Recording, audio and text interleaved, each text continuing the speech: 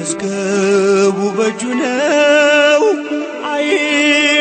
አይመረመርም። ኃጢአቴን እንዲያውቀው ነጋሪ አይፈልግም።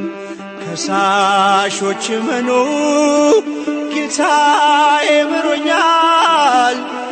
እግዚአብሔር ሰው ነግሮት መቼ ፈርዶ ያውቃል።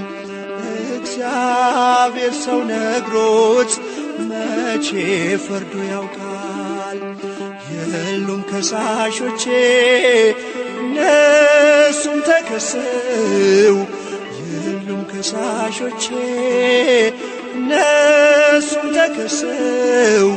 ገመናዬን ሸፋኝ ከቶ እንዳንተ ማነው? ገመናዬን ሸፋኝ ከቶ እንዳንተ ማነው?